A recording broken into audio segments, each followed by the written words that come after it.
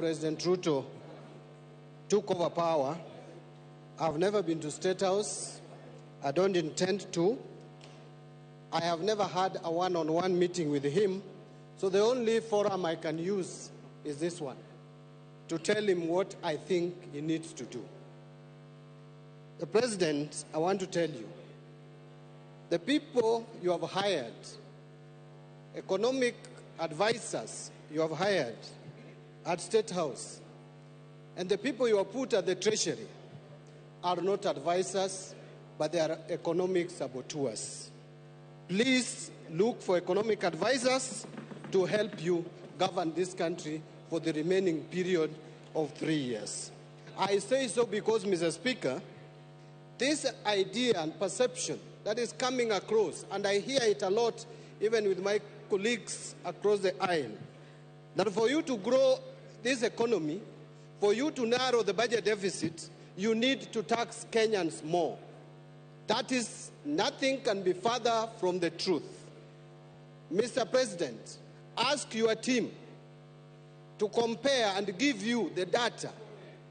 When we passed the Finance Bill of 2023, what effect has it have on revenue collection? If you compare revenue collection up to 12 months leading to March 2024, the growth in revenue is 13.8%. Compare that to the same period ending March 2023, revenue growth was 14.5%, far much higher than revenue growth for this year, even in a year of election. The reason is simple. You are discouraging tax collection by imposing excessive high taxes which are discouraging business in this country. I heard the leader of majority tell us not to be populist, not to play populism. I want to remind Honorable Kimani Chungwa, that which you call populism, that which you call playing to the gallery, is what has made Kenya Kwanza government, which was just stamping, to climb down and accept what Kenyans had started saying early, and they were not listening. Therefore, we will continue playing populism if that is what is going to make Kenya Kwanza listen to us. Mr. Speaker, this government is giving you with the right hand and taking with another, the left hand. Why do I say so? We are being lied to as a country that now VAT on bread is going to be reduced, which anyway was not there in the first place. You are the ones who came up with this crazy idea. This crazy idea was not in our books. It is this government which came up with a crazy idea, and now they are telling us we should celebrate when we have caught them. It is like someone trying to steal your cow at night. And when you hear the footsteps of the cow and you come out and you shout and make noise, then he comes back with the cow and he tells you you should celebrate because I've not stolen it. We have caught you. The people of Kenya has caught Kenya Kwanza when they wanted to introduce tax that don't exist anywhere in the world, like motor vehicle tax. This government will go down as a motor vehicle tax government. Mr. Speaker, look at what the committee is trying to do. This Committee of Finance. After Kenyans have made noise and you are reducing these taxes, then you come up with a clause at the end, the last paragraph of your report. You are going to introduce a new clause to this bill, which was not there, called road maintenance levy.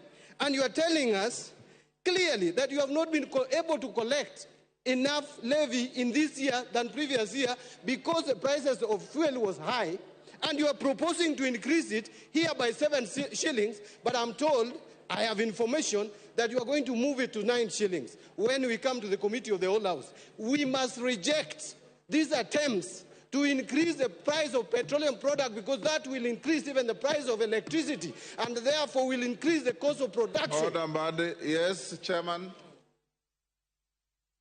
What's your point of order and under what standing order?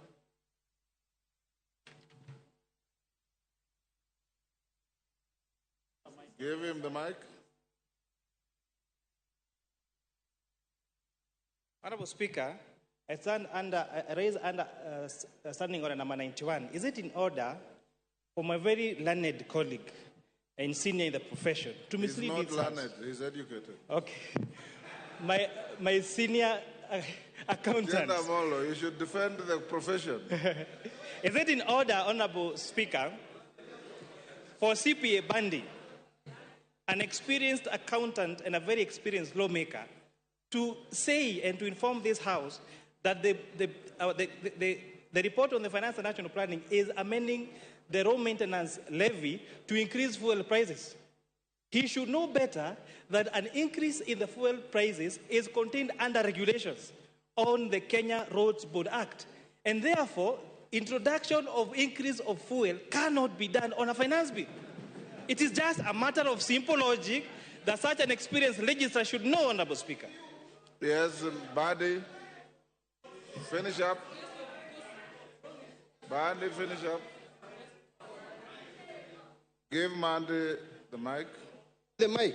Mr. Speaker, I'm shocked that the chair of Finance and Planning Committee does not even understand this report. Let us go to page 3, is it 397 or 377? There is the last paragraph, Mr. Speaker, and I want to read it if you allow me. New clause 66.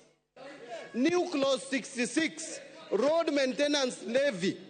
The committee notes that the road maintenance levy is charged on all petroleum. I don't want to read all that. It says,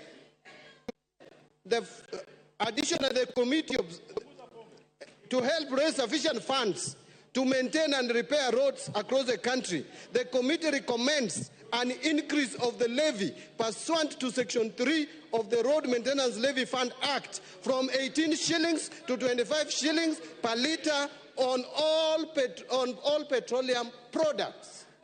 Mr. Speaker, new clause means what? You are going to put a new clause. Order. You know, Mr. Speaker, yes, Kimani. I came to Parliament. Order.